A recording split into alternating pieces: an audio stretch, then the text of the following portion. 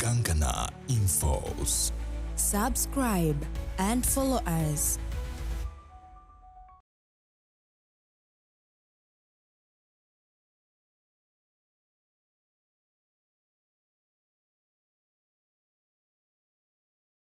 Mambo vipi? Safi. Uko fresh? Niko poa. Mara ngapi kujiwa kwenye vyombo vya habari? Mara ya 5 kama sio 6. Kwa hiyo ni mzoefu. Yeah. Yaani mic unaona ni kitu gani? Mic kwangu ni kawaida. Kama naongea kwenye simu. Safi sana, safi sana. Yeah. Umeshafanya mahesabu kwenye simu, huo unaongea muda gani kwa siku yani? Kipiga mahesabu masaa 2, masaa 2 hivi, saa 3 hivi. Kwa siku za kazi. Siku zote, yani kwa wastani kwa siku unaongea muda gani? Sijui masaa 3. Masaa 3 eh? Yeah. Big time risali moja, nusu saa tu wawili, yeah. Kwa hiyo maisha yako watu wengi katika zile saa 24 unakutana nao, ama maisha yako huongei sana? Naongea. Kwa hiyo watu wengi unakutana nao wewe face to face? No, kwa simu. Sasa kwa simu mbona unaongea nao saa chache hizo? Mimi ni mchatiji sana. Unabonga sana kwenye mikono eh? Yeah, kwa hiyo wewe ni bora sana SMS kuliko simu? Yeah. Kutokana na ratiba za siku za wiki zinabana ya. Kutokana na ratiba za siku za wiki. Ya kichana weekend. Sawa. Huu ni mwezi wa wanawake. Yep. Wanawake bwana, kila kitu mnakitaka nyinyi. Mwezi wa wanawake na nini? Ndio. Baada ya kugundua kwamba umezaliwa mwanamke, sasa hivi upo chuo? Ndio. Chuo gani? IFM. Unasoma kozi gani? Bachelor of Science in Social Protection. Social production au protection? Social protection. Protection. Si ndio? Protection si ndio protect? Yeah.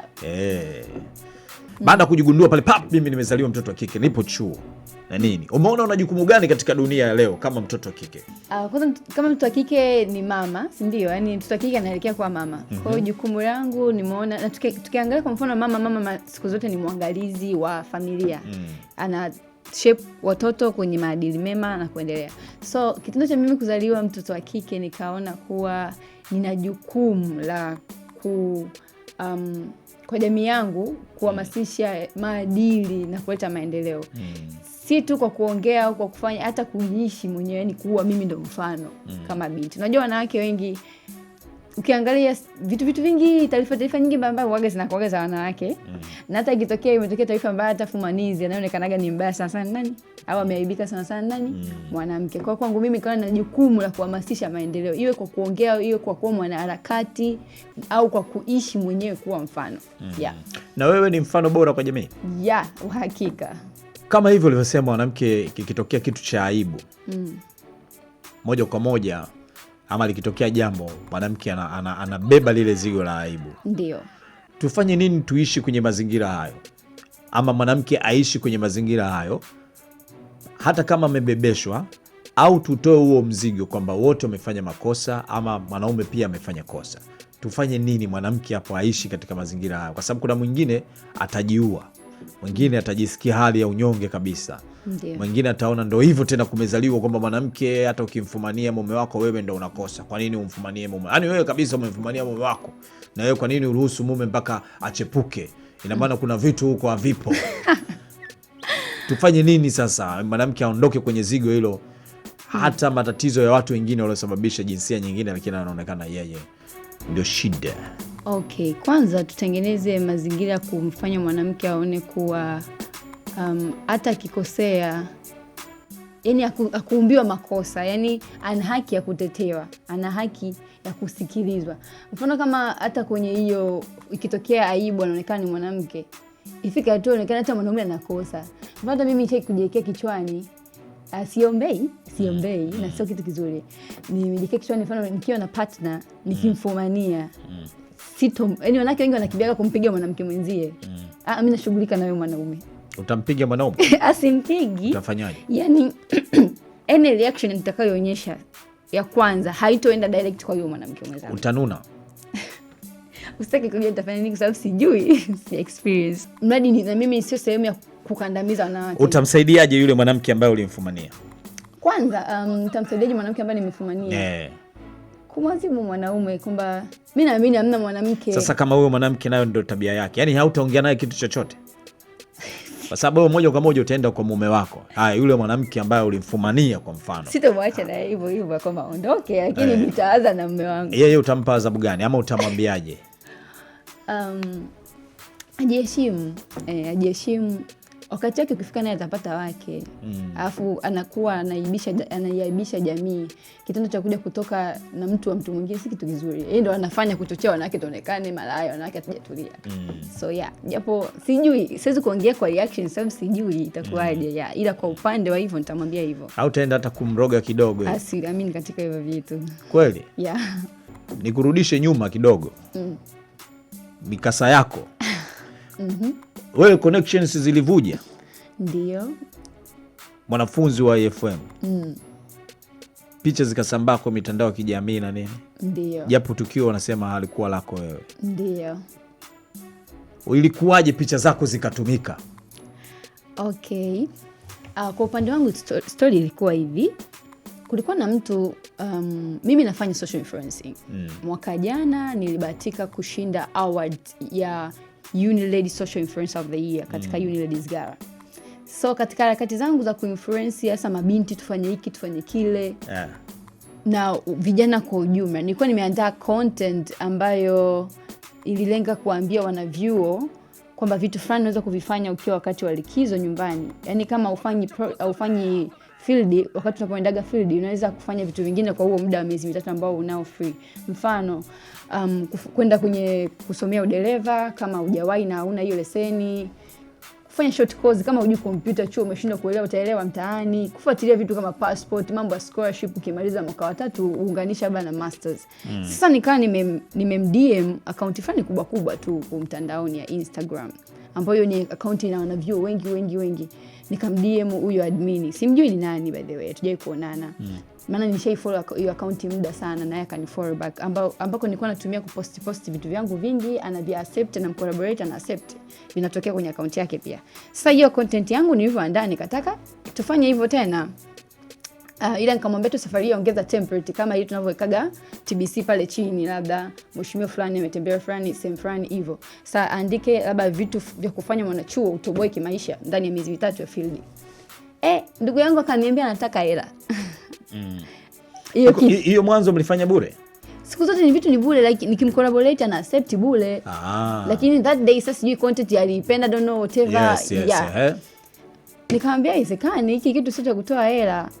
Kwa nini sasa nakateni account yake? Wewe mara kwanza amekusaidia. Kumbe mwenyewe uleta mioyusho. Wewe umesaidiwa mara kwanza. Mara pili tena unataka kitonga. Na amekwambia lete hela ukasema haiwezekani. Hapana. Ile kitu cha kufanya mwenyewe naweza. Yaani nilikuwa naambia basi yeye accept nitafanya mwenyewe. Niko accept siku zote bwana accept niko accept. Sasa kila siku anakusaidia. Ina maana unapenda vya bure kila siku? Hapana, hizo vya bure. Yeye ndio huduma yake anayofanya mwenyewe hivyo. Na mwenyewe hata akiwa na account kubwa anakufollow, anafanya hivyo. Na hiyo niligundua wapi? Baada ya kutaka hela, nikamdm baadhi ya wadada ambao wamepost tu kawaida maandiko kifika chuo fulani muulizie fulani. Nikawadm wadada kuuliza, je, hii post ilihusisha mambo ya makubaliano ya hela? Na wewe jamani mwanafunzi? Ni mwanafunzi. Upo naye chuo ulikuwa? Simjui lakini iko chuo chetu. Nilikuja kusikia iko chuo kingine, siwezi kukitaja. Okay. Ni mwanaume? Kwa kufuatia nimesikia ni mwanaume. Okay. Sasa nikauliza wale mabinti, wakaniambia hapana, hii kitu haihusishi hela na siwajui kwanza. Yaani hiyo account kazi yake ni kuingia kwenye account ambazo ziko public. Ana screenshot picha yako nzuri dada kali, afu anaandika bana nafuatilia unasoma chuo fulani, sio utakuwa umepost kwenye account yako. Anaandika ukifika chuo fulani uuzie fulani. Yaani kwamba ndo ana trend pale. Sasa mimi nilikuwa sitaki hayo mambo. Mimi nilikuwa nataka mwanafunzi wa chuo vitu kivifanywa na toboa ndani ya miezi 3 ya likizo ya shule. Baada ya kushindwa na kuza kwa nataka hela kubwa. Nikamwambia punguza. Sio kubwa sana lakini nikamwambia punguza basi. Akaambia unahisi nitapeli, akaanza kufeel insecure. Mimi nitapeli account yangu kubwa itaenda viral. Mimi nikamwambia mimi sitaki kwenda viral. Mimi nataka vijana wenzangu wajifunze. Hiki kitu fulani muhimu hivyo. Sasa ndo nikapata akili ya kuwauliza wa mabinti ambao wamewapost, ndo akaniambia mna swala la hela. Kwa hiyo jamaa nini anakupiga na kitu kizito. Baada ya kugundua hivyo nikaachana naye. Sasa ndo jamaa sijui ndo kuhisi nimegundua yani hivyo. Ndo nimekaa kama leo tumeongea, kesho nimekaa salama siku ya 3. Ndo vitu vinaenea huko TikTok, Telegram, WhatsApp. Vitu vinaembeaje? Kwamba IFM connection imetoka. Alafu nilikuwa kiongozi Nzizo. Kiongozi. Kwa hiyo wewe ulitoa connection. sijatoa. Ikawaje, ulichukuaje hiyo? Baada ya maana chuo sasa story ndo hizo tena. Mikono na nini kwako wewe. Kwa kweli kwanza iliniuma, hata mtu yoyote angekuwa kijana yoyote hasa mabinti ingemuuma. Iliniuma kwa sababu just imagine umetumia muda wa miaka 2 kuanzia mwaka wa kwanza kutengeneza jina lako, unafanya vitu mbalimbali, watu wanakutambua na kuheshimu kwa namna ya grade fulani. Alafu leo tunasikia mtu fulani katoa hizo video, sio kitu kizuri. Na huyo kijana alikuwa anahangaika sana, kana alikuwa hana consistency. Kwa sababu video zilitoka nyingi za wadada tofauti ambazo zina feature sura, madi tu sionekane mimi si sura yangu hivyo. Ila akaja kuipata moja ambayo tunaelekeana. Hii pua inaniponza. Pua yako? Ulienda kuchonga Uturuki? Hapana, nimezaliwa hivi. Ni pua ya mkoa gani hiyo? Hii pua imechanganyika Kihehe na Kiaya. Sasa sijui nimetoka kwa haya kule kuna asili ya Uburundi na Rwanda kwa mbali. So hiyo video mwisho ndio ambayo watu walihisi mimi kweli ilikuwa ni mdada fulani tunataka kufanana hapa puani. Sema hiyo mzangu shombe. So iliniuma. Na watu walikuwa wanafanya mavituzi kwenye hiyo video. Ndio, sasa ni no. Haukuwa wewe? Sikuwa mimi. Ulijiangalia kabisa kwa video, ukajiangalia na wewe ukasema sio mimi? So mimi, najua sio mimi na sina. Shule walimu hawikupa shida chuo? Okay, mimi kwanza kitu cha kwanza nilipopokea nilikimbilia shuleni. Sababu yani kule yani ndio msaada wa kwanza, yani chuo changu. Maana kuna vitu vingine kama vile unaweza kufukuta hata chuo. Hivyo.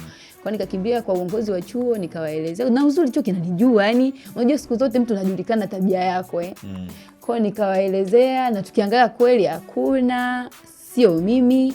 Kwa chuo kikanipa ushirikiano mkubwa, tukaanza kufuata hatua za kisheria.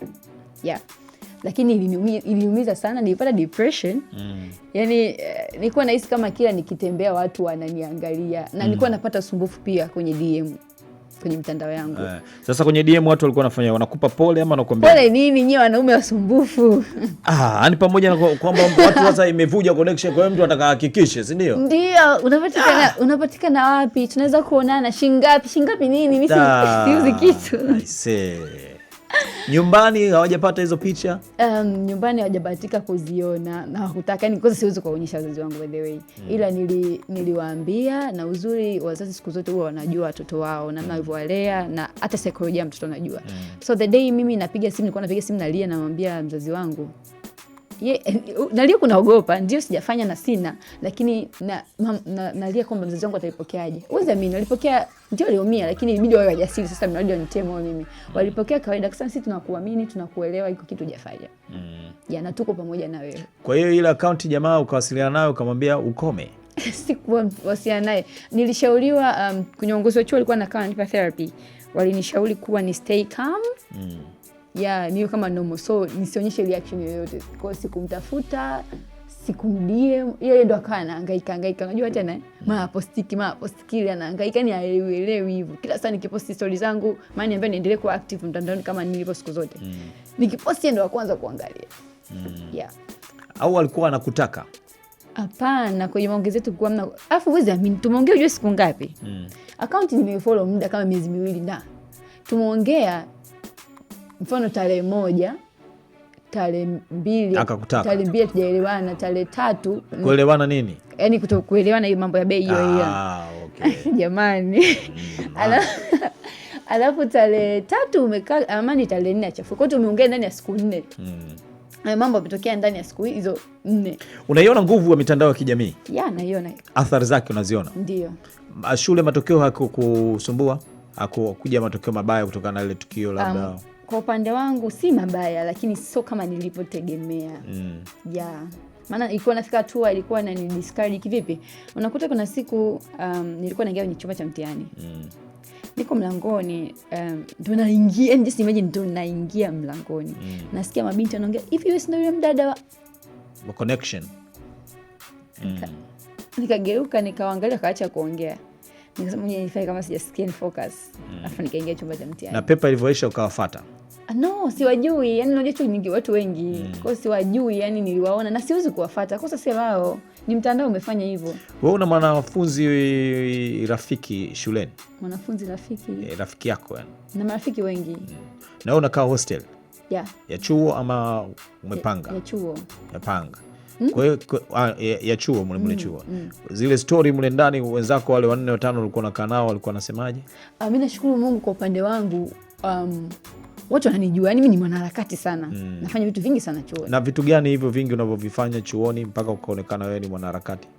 Kuna platform nyingi za vijana ninashiriki na nina uongozi humo ndani. Hata uongozi wa shule, kuna hizi taasisi za UN, taasisi za social protection ya kozi yangu, taasisi za uzalendo. Kwa hiyo nakuwa kipaumbele kwenye vitu vingi. Kwa hiyo wewe ni kiherehere shule?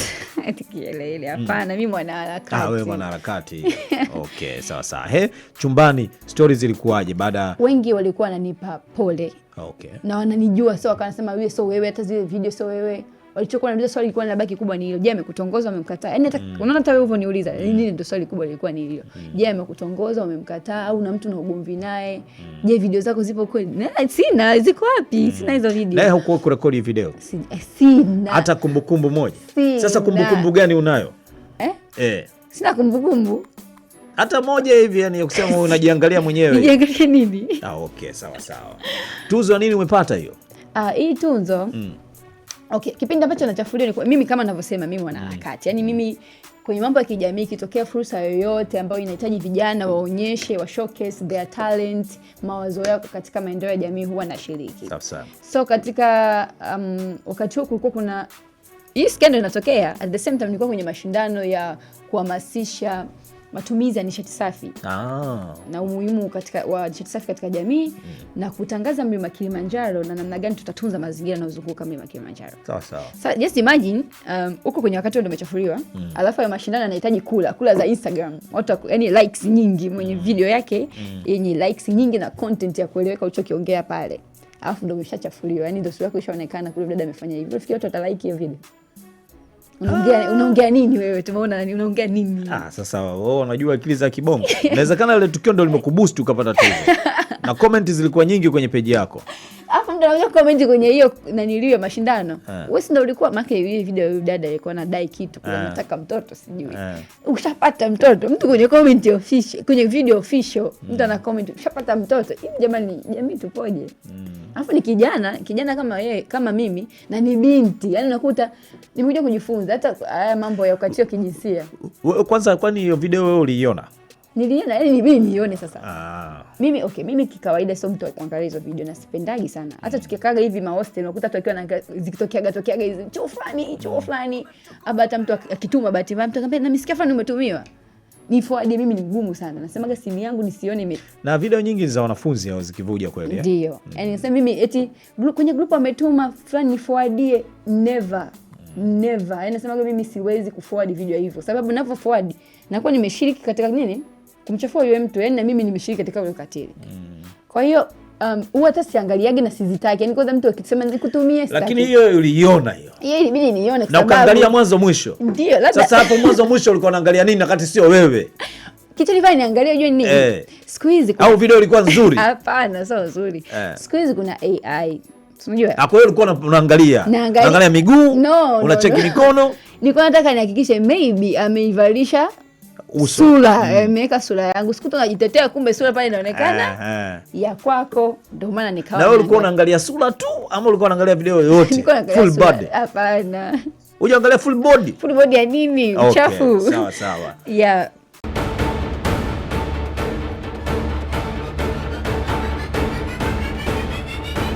Unaangalia Nipe Tano na Khalid Gangana.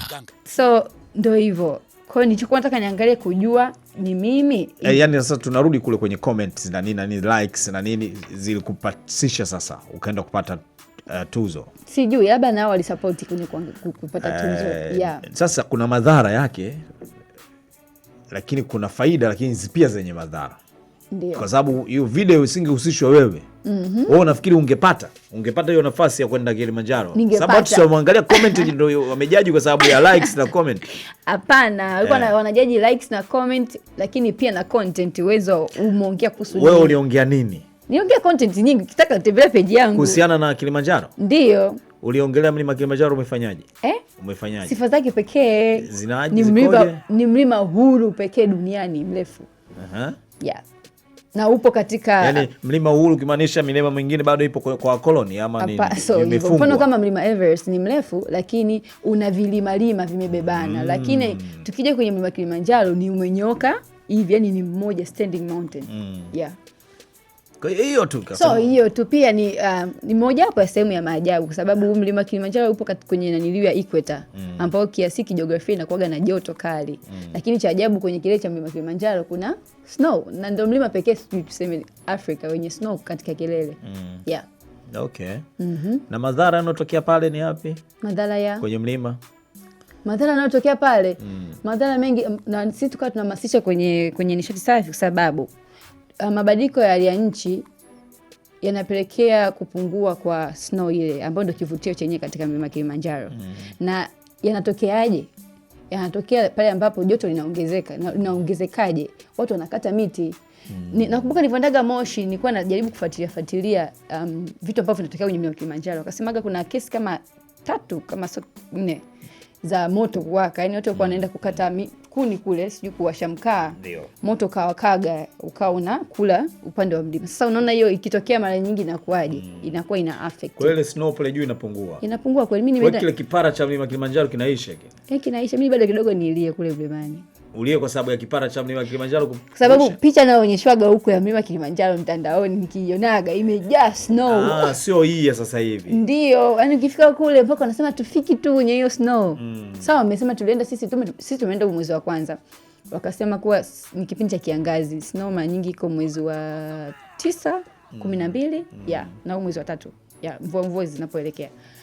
Lakini hata kama kipara kimeisha kabisa. Yani akijaisha kabisa, lakini unaona ni huzuni. Yani mimi nitegemea nianze kukanyaga snow tangia huku chini. Yani content nyingi nini. Unaenda mpaka unakutana na kiduku hivi.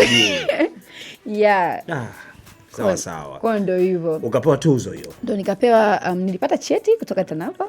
Okay, TANAPA. Wameni appreciate kwa kufika kileleni kabisa, urefu wa 5895. Kionyesha hivi watu waone.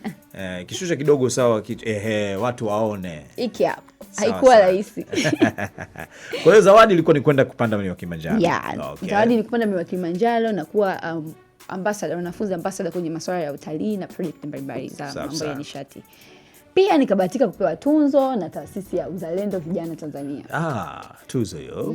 Imeandikwaje hiyo? Imeandikwa TAUVITA, congratulations. Unaitwa TAUVITA? No, sasa hiyo taasisi kifupi chake ni TAUVITA. Congratulate and appreciate Gladness Mbuma, Uzalendo Vijana Captain IFM for your effort to promote tourism as the way of youth inclusion. Hiyo tuzo ina maana gani katika maisha yako? Kwenye maisha yangu ina maana kubwa sana. Kitendo cha jamii kutambua effort zako, ule moyo wako katika jamii. Mfano kama mimi, nilikuwa na uwezo wa kuacha kushiriki mashindano kutokana na ile aibu. Lakini nikajitia nguvu hivyo, ngasema hapana, lazima nifanikishe. Na mshipa aibu ukakukata mtoto wa kike. Ukasema naenda. Na show off. Na show. Kwa sio mimi. Na mpaka nikashinda, then ikafika kipengele cha kupanda. Sasa umepata zawadi ya kupanda. Je, utafika kileleni? Kwa hiyo umefika kileleni? Nimefika. Ukafurahi? Yaani kufurahi kulia kwa sababu haukuwahi kufika kileleni. Na ukakutana na slow. Ndio. Sema ndio hiyo kipara kimeisha.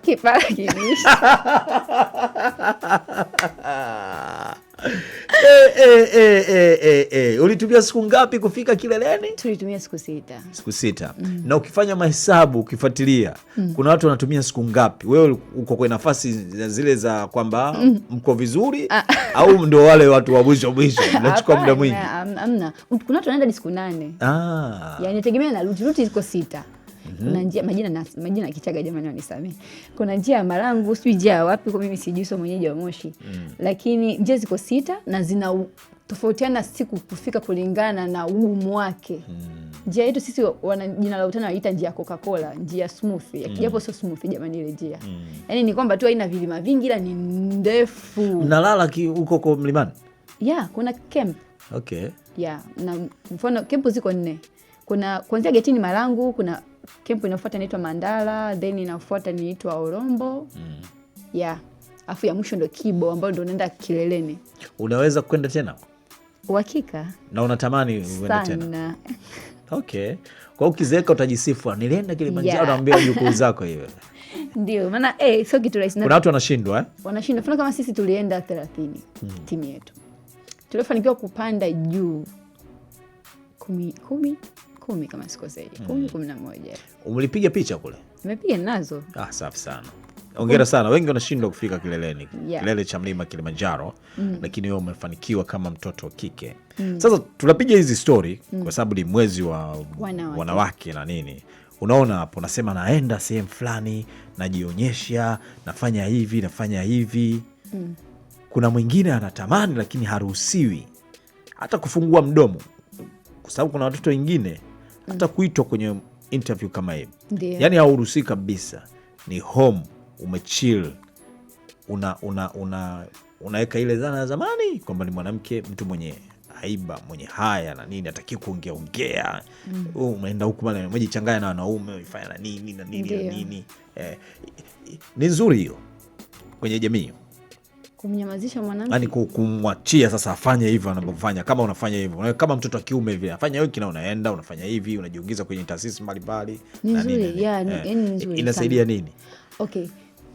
Inamsaidia mwanamke kumjengea future ya baadaye ya kuweza kujisimamia na kujitegemea na kushowcase kile hicho nacho. Lakini baadaye atakuwa kiongozi. Sasa unapomzuilia, kumziba asitoke, asifanye nini, unazima kile kitu alicho nacho ndani yake. Upo chuo na harakati kama hizo, ni muda gani unakaa kupata masomo ya kwamba sasa upande wa mwanamke, mwanamke, familia, mama na nini?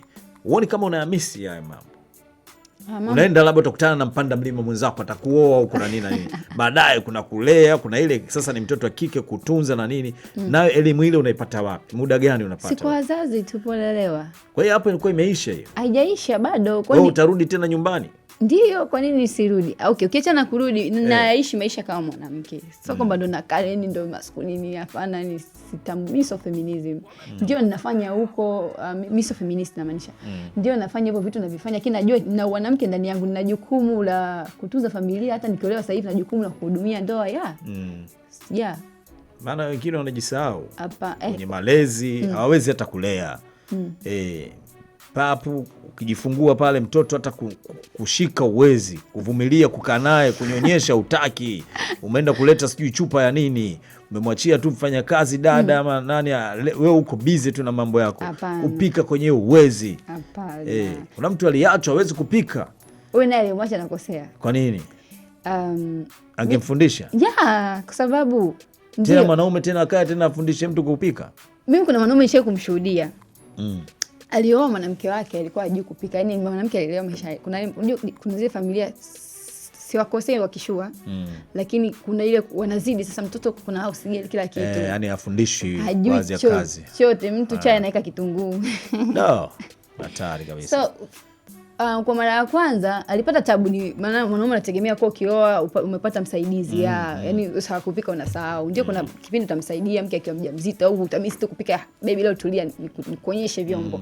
Lakini mtu hajui kabisa, yaani chai anakokea vitunguu. Lakini yule mwanaume alimpenda. Unajua upendo sio tu kusana kupenda kwenye furaha, hata kuchukuliana na madhaifu yake. Sawa, ndio umeshamuoa, umeshamkuta hivyo, nataka urudishe mahali, umrudishe binti. Tukiambia na urudishe vitu vingine alivyokuwa navyo, viondoa, unaweza kuvirudisha. Vitu gani? Hauwezi kuvirudisha. Sasa ni kumfundisha. Sasa hapa Kigoma ndio mtihani. Kumfundisha akawa elewi, sasa hapo ndio itakuwa ni kosa huyo mwanamke. Lakini alitakiwa amfundishe, sio unamfukuza, yani hapo ni kosa. Kuna wengine mazingira hayajaruhusu. Mimi nimesoma boarding. Nimesoma kuna watu hawajui kupika. Yaani mtu anakwambia hivi ingredients za kupika wali ni nini? Za kupika ugali ni nini? Jamani, si ni maji na unga. Au unataka tukwambie nina sukari tena? Lakini kosa sio yanakuwa mimi kwetu siruhusiwi kabisa kushika. Fanya kazi yupo. Kwa hiyo unaona kuna changamoto kwenye familia, kwenye malezi, hususani kwa kumsahau mtoto wa kike. Kuna baadhi ya familia kuna hiyo changamoto. Yaani hata kumruhusu kuchangamana kama mimi ninavyofanya, na hata kwenye akibaki nyumbani basi kwenye kupika hapiki. Sasa wengine wanaogopa kwa sababu watoto wa kike wengi ni rahisi kuburubuniwa, kudanganywa. Unaenda kama hivyo, unakutana na shughuli nyingine. Umeelewa? Unajisahau, unajiingiza kwenye tabia ambazo sio nzuri, nje ya maadili na nini. Ni muda gani sahihi wa mtoto wa kike kujitambua? Muda sahihi, sidhani kama kuna muda sahihi, ila nategemea na mzazi uliwekezaje. mfano tukiongelea kwa uhalisia wangu, mimi harakati za kufanya hivi nimeanza muda tangu niko shule ya msingi. Tunaanza na vile club best girl guide, sijui nini vile nini fema nini club hivyo na nini. Lakini kwa wakati ule mimi nilivyolelewa kwetu nilikuwa nasimamiwa, nikawa labda kushirikishiki ni zile ambazo mnaenda na walimu na mabasi mnarudi hivi, lakini ukisema sisi tunaenda kulala siruhusiwi. Mimi nimeanza kuruhusiwa kutoka kwetu kushiriki event za kulala. Niko chuo. Yeah. Na hapo umejiruhusu mwenyewe hapo? Hapana, wanajua, yani kila kitu wanajua. Okay. Maana kwingine kwa sababu boarding hivyo. Lakini hata nilivyokuwa nyumbani nikitokea zingine hizi naenda ambazo hatulali hizi naenda. Kwa nini? Mzazi wangu aliwekeza kabisa ni mtengenezee mtoto ajue kujisimamia mwenyewe. Yaani wazazi wengi wanafanya hivi, wanamtengenezea mtoto fence, wanamlinda badala ya kumtengeneza ajue kupigana mwenyewe na mbwa wa nje. Mfano nje kuna maadui, kuna wanyama. Mtengeneze ndani ajue kupambana. Mimi mpaka naenda kusambia watu wanauza wazazi wako wanakurusidi unaenda huko kama binti ukiharibikiwa. Na haribikiwaje? Mzazi wangu amenitengeneza ajue kujisimamia. Sio kama changamoto sikutana nazo. Unapoenda kwa changamoto zipo. Sawa. Unataka kuwa nani baadaye? Kwa ninavyojiona ndani yangu kuna uongozi. Uongozi? Yeah. Wacha wewe. Unataka kuongoza nani? Jamii, lakini sana imewekeza kwa wanawake. Okay. Yeah. Napenda, yani ninavyoishi maisha yangu, naishi kama mfano, yani najitengeneza. Yani napenda siku nisikie mtu natamani niwe kama fulani. Kwa hiyo wewe unatamani mtu asikie sasa unatamani kuwa kama Glady. Sio tu kuwa natamani nimeanza kufanya kama hiki na nitamzidi. Yeah. Wewe unatamani kuwa kama nani? Mimi mara nyingi namwangaliaga dada Najma Po, namwangaliaga Frida Amani, namwangaliaga Joketi Mgira. Sana. Tena kwa story kama yangu hiyo ya skendo. Mtu wangu namwangaliaga sana Joketi Mgira. Okay. Yeah.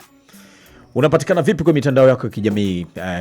Gladness nani unasema? Gladness Nicholas Mbuma. Okay, Gladness Nicholas Mbuma. Mshua si yupo? Yupo kwa hiyo atakuwa anasikiliza. Check hivi Unapatikana vipi mitandao ya kijamii na nini hizo harakati zako za kuhakikisha kwamba baadaye unakuwa kiongozi, unawashawishi wengineo? Yeah, unapatikana kwenye Instagram natumia jina la Gladness Nicholas Mbuma, leo ukisearch unalipata, au unaweza kusearch g.kemi. G.kemi. Yeah. Kipaji gani kingine unacho? Naimba. Wacha wewe. Usiniambie niimbe. Haleluya. Amen. Na kingine napenda kula. Yeah, napenda kula. Alafu mkiwa kwenye vyombo vya habari unasema napenda kula ugali bamia hivi na dagaa. Hii umegusa. Wote ni wale. Hapana, sote ni wale. Wote ni wale. Mimi kama nilivyosema nimechanganya uhehe na uhaya. Yaani mimi uhehe kwenye damu pure. Yaani na uhaya vyote vipo. Napenda ugali. Na nyama. Hata nikienda hoteli kubwa hivi sionagi aibu. Na nyama. Ndio. Kitu moto. Hatari kabisa. Sawa bana, Mungu akubariki sana katika harakati zako. Yeah. Na jambo la mwisho nataka kuzungumza, labda tumelisahau. Yeah, kuelekea siku ya wanawake. Ndio. Yeah, napenda kuongea na vijana wenzangu, hasa mabinti, kuwa chochote kile unachokipitia iwe changamoto, ni unatengeneza story yako ya ukubwa baadaye. Kwa hiyo maumivu au maneno yanayoenea sasa hivi watu wanavyokuwa kuelewi kwa sasa, visikuharibie mtazamo wako wa future, yani havipunguzi value yako. Na hata jamii pia, kwa jamii, jamani, kuelekea siku ya wanawake, tusio sehemu ya kumkandamiza mwanamke. Usiseme mimi sije kumpiga mwanamke au sije kumzuilia haki yoyote. Hata kitendo cha kuspeed kitokea maskendo au unamforwardia mtu video na wewe umefanya hiyo kitu. Kwa hiyo tuwe na uzalendo, tuwe na huo moja wa kumtengenezea mwanamke mazingira ya kuwa salama. Sio kwamba tujiwezi, kauli tunaweza tukiwezeshwa, hapana, lakini ndio hivyo tusapotiane. Sawa, shukrani sana. Mungu akubariki sana. Asante sana.